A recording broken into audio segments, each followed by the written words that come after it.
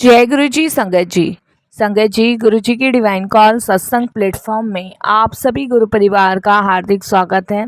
शुक्राना गुरु जी महाराज का कि उन्होंने ये सेवा मुझे दी कि मैं आप सभी गुरु परिवार के समीप आके गुरु जी के कल्याण महिमा अनुभव का वर्णन कर पा रही हूँ। अनंतम शुक्राना मेरे गुरु जी महाराज का। आज का जो सत्संग हम सुनेंगे वो राहुल जैन अंकल का सत्संग है। बहुत ही प्यारा सत्संग है, ब्लेसिंगफुल सत्संग है। तो मेरी विनती है सभी गुरु परिवार से कि आप सत्संग को अंत तक सुनिए, ध्यान से सुनिए, पूरा सुनिए। सत्संग का मतलब होता है सत्य का संग, और सत्संग की प्राप्ति जब ही होती है जब गुरु कृपा होती है। तो हम सभी बड़े भाग्यशाली हैं कि हम पे गुरु कृपा हुई और हमें सत्संग सुनने का और शेयर करने का सौभाग्य प्राप्त हो रहा है। साथ संगत जी, मैं हर सत्संग में आपसे रिक्वेस्ट करती हूँ कि सत्संग का मतलब ही सत्य का संग है, और जिस समय हम सत्संग सुनते हैं या करते हैं उस दोनों समय में गुरुजी महाराज साक्षात विराजमान होते हैं। उस समय कौन सी दृष्टि, कौन सी कृपा उनकी हम सब पे होती है, हमें खुद भी नहीं पता होता। इसीलिए मैं आप सभी से हाथ जोड़ के विनती करती हूँ कि आप बिना स्किप किया सत्संग को सुना कीजिए और अपने जन्म जन्मांतरों के कष्टों से मुक्ति पाइए। संगत जी, अगर आप भी अपना सत्संग अनुभव शेयर करना चाहते हैं तो हिंदी में साफ राइटिंग में आप अपना सत्संग लिखकर हमारी जीमेल आईडी पर सेंड कर सकते हैं, ताकि आपके द्वारा सुनाए गए सत्संग से जो भी गुरुजी महाराज की नई जुड़ने वाली संगत होगी उन्हें गुरुजी के कल्याण महिमा अनुभव के बारे में ज़्यादा से ज़्यादा पता चलेगा। सत्संग आपको पसंद आता है तो आप इसको लाइक कीजिए, चैनल को सब्सक्राइब कीजिए, वीडियो को ज़्यादा से ज़्यादा संगत में शेयर कीजिए और बेल आइकन दबाना बिल्कुल नहीं भूलिएगा। जब भी कोई लेटेस्ट सत्संग आएगा उसका नोटिफिकेशन आपके पास आएगा। तो चलिए संगत जी, चलते हैं राहुल जैन अंकल के सत्संग की ओर। सत्संग शुरू करने से पहले करते हैं गुरुजी महाराज का मंत्र जाप। ओम नमः शिवाय, शिव जी सदा सहाय। ओम नमः शिवाय, गुरुजी सदा सहाय। जय गुरु जी संगत जी। संगत जी, सबसे पहले तो मैं परम पिता पूजनीय गुरु जी महाराज के चरणों में कोटि कोटि नमन करता हूँ। सारी संगत जी को जय गुरु जी बोलता हूँ। ये जो मैं अपना शुक्राना सत्संग शेयर कर रहा हूँ, ये कनाडा से शेयर कर रहा हूँ। तो सत्संग शेयर करते वक्त मेरे से कोई भी भूल चूक होती है तो साथ संगत जी मुझे क्षमा कीजिएगा, और गुरु पिता आप भी क्षमा कीजिएगा।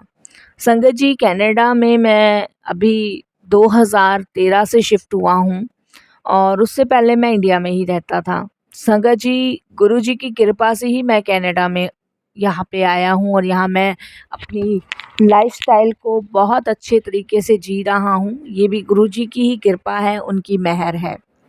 संगत जी, बट अभी कुछ टाइम पहले कुछ ऐसी प्रॉब्लम्स मेरी लाइफ में हो गई थी कि जिसकी वजह से मैं बहुत परेशान था, और उसी का शुक्राना सत्संग मैं आपके साथ शेयर कर रहा हूँ। जो गुरुजी ने कृपा करी, जो एक चमत्कार जिसे हम मेरेकल भी कहते हैं, वो किया मेरी लाइफ में, तो उसके लिए गुरुजी का अनंतम शुक्राना। जुड़ा तो मैं गुरुजी से 2010 में था साथ संगत जी। 2010 में मेरी मौसी जो थी वो जाया करती थी गुरुजी के पास। जब गुरुजी फिज़िकल फॉर्म में थे, वो 2006 से जुड़ी थी। उन्होंने उस टाइम हमें बहुत कहा था चलने को, बट मेरे फादर नहीं मानते थे, तो इस वजह से हम लोग गुरुजी के पास कभी गए नहीं, ना मिले। बट मेरी मौसी गुरुजी के फिज़िकल फॉर्म में से जुड़ी हुई थी। संगत जी, मैं जब दिल्ली में ही था और अपनी पढ़ाई कंप्लीट करके जॉब के लिए काफ़ी जगह ट्राई कर रहा था, मेरी जॉब नहीं लग रही थी।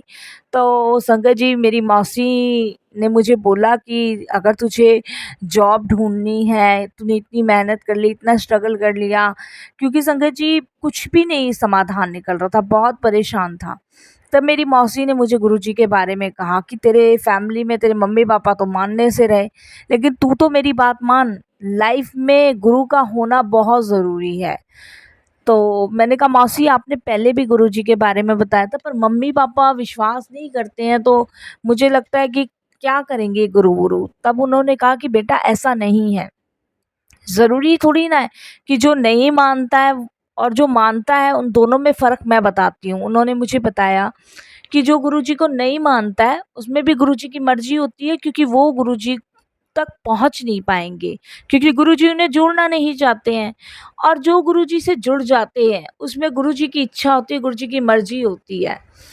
उसमें गुरुजी ने आपको चुना है और अपने से जोड़ रहे हैं। तो जब मौसी ने ये समझाया तो संगत जी आई थिंक मेरे माइंड में ये बात आई कि क्या पता मौसी सही कह रही हैं।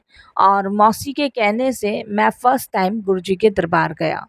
फ़र्स्ट टाइम संगत जी मैं 2010 में गुरुजी के दरबार जब गया, तो उस टाइम पे इतनी संगत वग़ैरह नहीं होती थी वहाँ पे, और एक थाली में 4 लोग लंगर करते थे।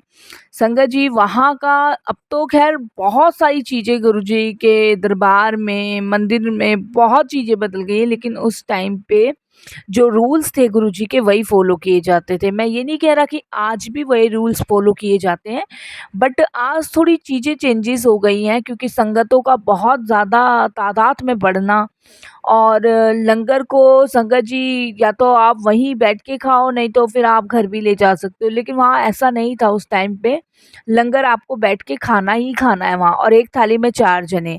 अब तो ये है कि लंगर सिंगल मिलता है, नहीं वहाँ पे 2010 में एक थाली में 4 जने ही लंगर किया करते थे। तो संगत जी जब बड़े मंदिर में पहुँचा मौसी के साथ, तो बड़ा कुछ अजीब-सा ही मुझे अद्भुत-सा एहसास हुआ, जैसे कि मुझे किसी ने खुद बुलाया है। और मेरे कानों में उस समय एक ही आवाज़ आ रही थी कि तन्नू मैंने बुलाया सी। तो संगत जी मेरे कानों में ना वही आवाज़ उस टाइम पे गुरुजी के मंदिर में कानों में यही गूंजती जा रही थी, गूंजती जा रही थी।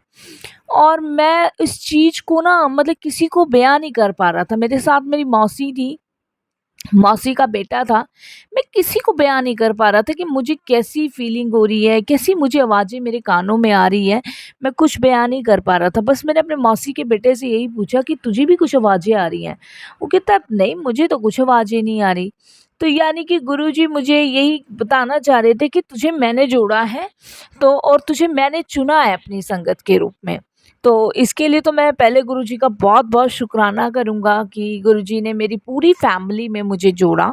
उस टाइम आई थिंक संगत जी मेरे मम्मी-पापा बिल्कुल नहीं मानते थे, और जिस समय उन्हें पता चला कि मैं मौसी के साथ गुरुजी के दरबार गया तो मेरे फादर ने बहुत गुस्सा भी किया, मेरी मौसी को भी किया कि अभी इसकी उम्र नहीं है इन सब में पढ़ने की, अभी इसे पढ़ना है, लिखना है, इसे आगे बढ़ना है, और क्यों तुम इन्हें इन बाबा वगैरह के चक्कर में लगा रही हो।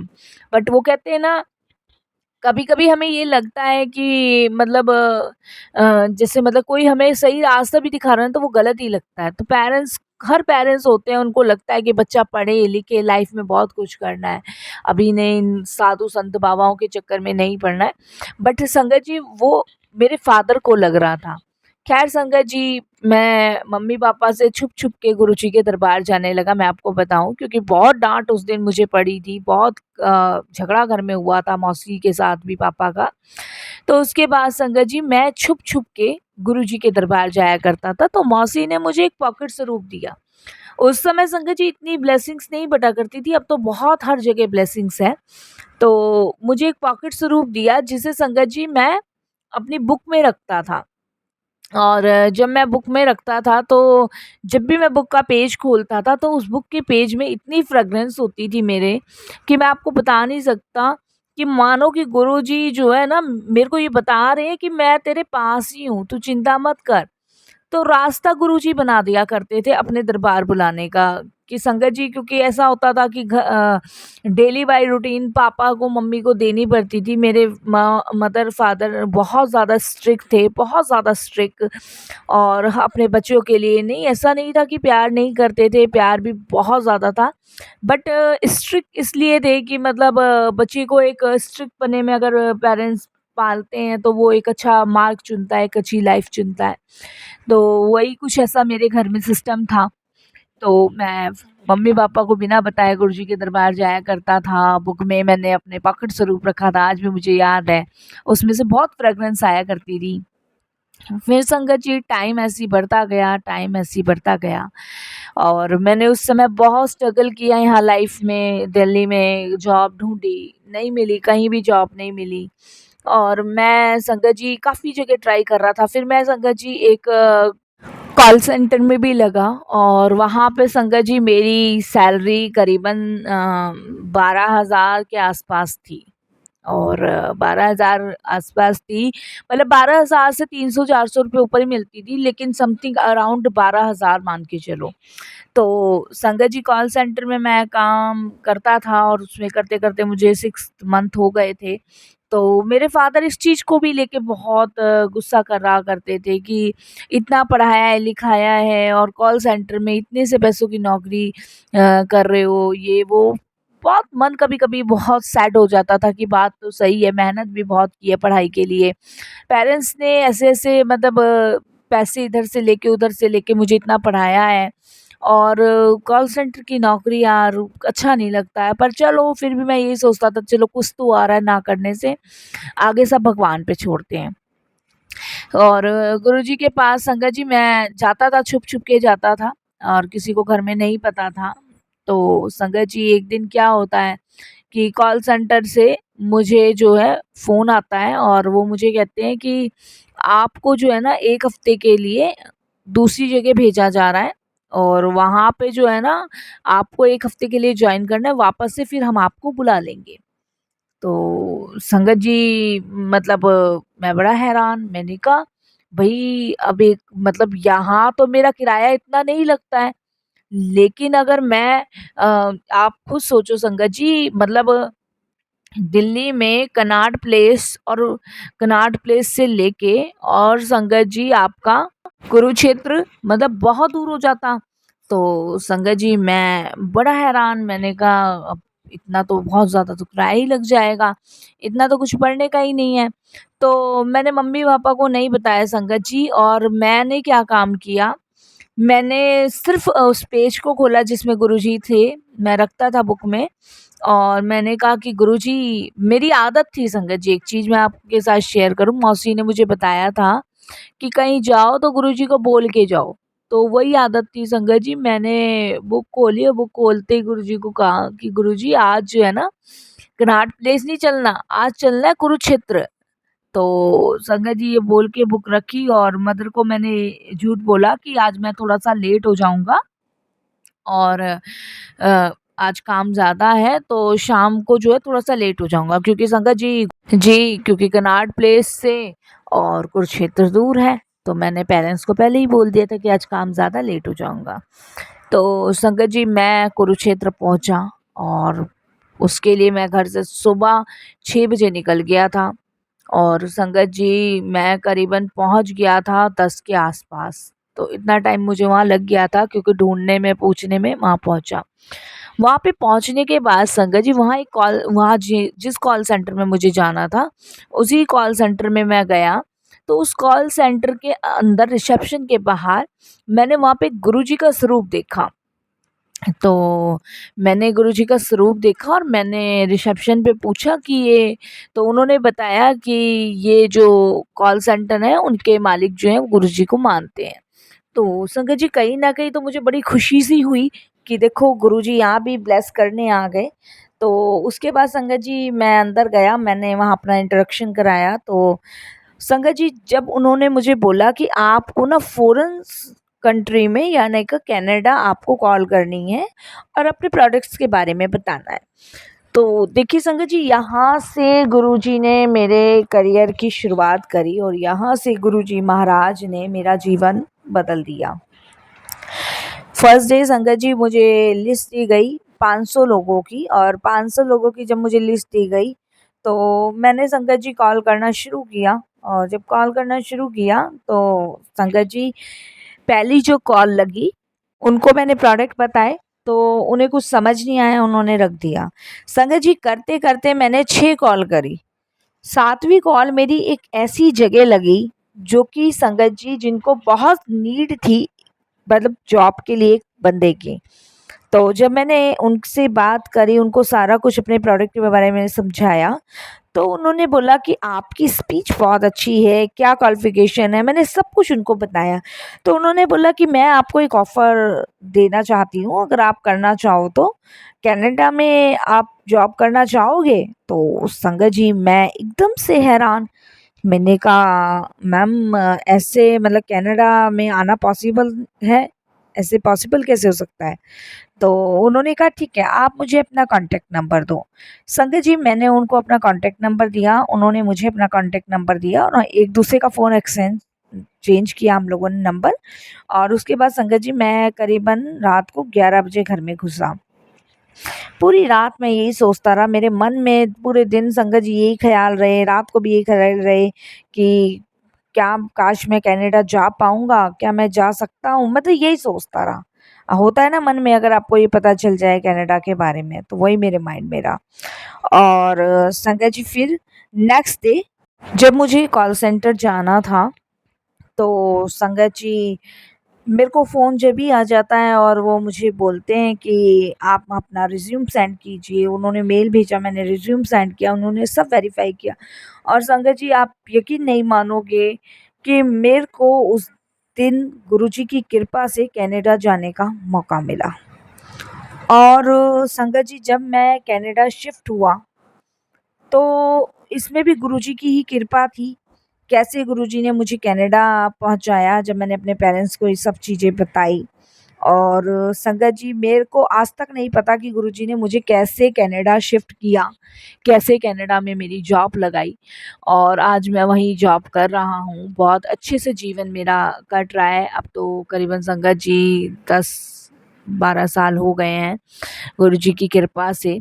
और मैं जितना शुक्राना गुरुजी का करूँ, उतना ही मुझे कम लगता है। तो यहाँ से गुरुजी की ने मेरे साथ जर्नी शुरू करी और यहाँ से गुरुजी ने मुझे वो सारी चीज़ें ब्लेस करी जिसकी कभी कल्पना उम्मीद से बाहर थी। और देखिए संगत जी कहते हैं ना कि जब हम पूर्ण समर्पण गुरुजी को कर देते हैं तो सब करने कराने वाले वो होते हैं। फिर हम कुछ नहीं करने कराने वाले होते, सब कुछ वो होते हैं। कनाडा में ही संगत जी एक रिया नाम की लड़की थी और वो भी उसी कंपनी में जॉब करती थी, इंडियन थी। और दूसरी बात संगत जी उसकी फैमिली भी दिल्ली में ही रहती थी। कॉन्टैक्ट कराया और संगत जी गुरुजी ने वो शादी भी अपनी कृपा से फिक्स करवाई और बहुत अच्छी हमारी लाइफ़स्टाइल गुज़र रही है। और संगत जी गुरुजी की मेहर से ही देखिए वो शादी भी हमारी इतनी अच्छी संपन्न हुई। उसमें गुरुजी ने आकर मुझे, मेरी फैमिली को ब्लेस किया। तो शुक्राना गुरुजी, बहुत-बहुत आपका शुक्राना। और अभी एक छोटा-सा सत्संग मैं आपके साथ शेयर करता हूँ कि संगत जी अभी कुछ टाइम पहले मुझे ना चेस्ट पेन हुआ, बहुत तेज़ हुआ और मेरी वाइफ़ बहुत ज़्यादा डर गई और वो मुझे फटाफट से हॉस्पिटल लेके गई। तो डॉक्टर्स कह चुके थे कि इनको ना साइलेंट हार्ट अटैक आया है और बहुत सीरियस हार्ट अटैक आया है। उन्होंने मुझे एडमिट किया और संगत जी आईसीयू में रखकर उन्होंने मेरा ट्रीटमेंट स्टार्ट कर दिया। उन्होंने ऑपरेशन मेरी वाइफ़ को बोला। मैं डरा हुआ था, सहमा हुआ था कि गुरुजी इतनी अच्छी लाइफ़ आपने बख्शी। क्योंकि वो होता है ना संगत जी, जब फैमिली आपके पास होती है ना तो उनसे दूर होने की इच्छा नहीं होती है। और डॉक्टर बोल चुके थे कि 100 में से सिर्फ 1% चांसेस है बचने के, बाकी कुछ नहीं है। बहुत सीरियस हार्ट अटैक है क्योंकि पेन बहुत ज़्यादा था। मैं रोया जा रहा था और रोते-रोते संगत जी मैंने अपनी वाइफ़ को बोला कि मुझे वो बुक ला के दो जिसमें गुरुजी हैं। संगत जी मेरे पास स्वरूप गुरुजी के बहुत सारे हैं, लेकिन जो पहला स्वरूप मुझे मिला था वो मैं अपने सीने से, छाती से लगा के रखता हूँ। तो संगत जी जब मेरी वाइफ़ वो बुक लेकर आई और मैंने उसको खोला, तो उसमें आज भी वो फ्रेग्रेंस ऐसी ही है जैसे फर्स्ट टाइम थी। मैंने संगत जी उस बुक को देखा, उसमें गुरुजी थे और मेरे आँसू छलक गए।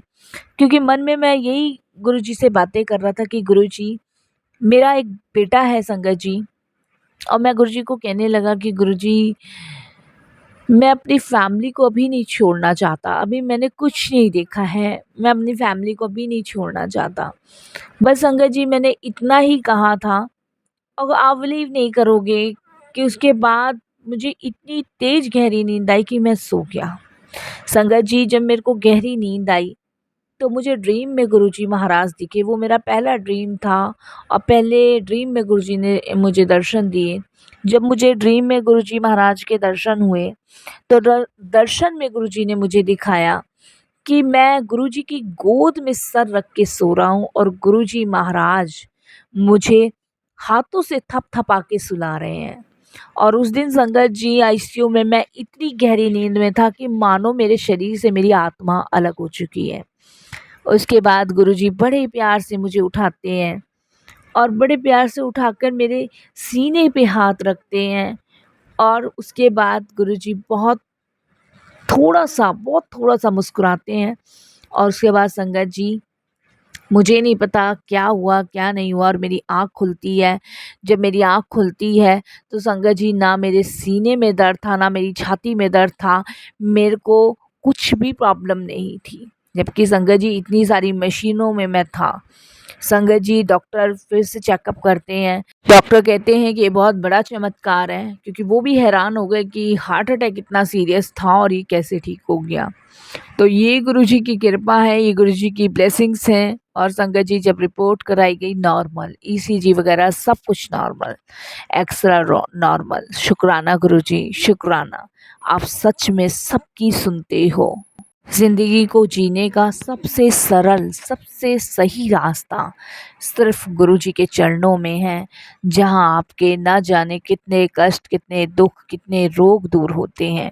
यकीन मानिए संगत जी, गुरुजी की शरण में जाने के बाद गुरुजी सब सुनते हैं, सब चीज़ें ब्लेस करते हैं और अपनी छत्र छाया में रखते हैं। बस यही मैं अपने सत्संग को विराम देता हूँ। जय गुरुजी, शुक्राना गुरुजी।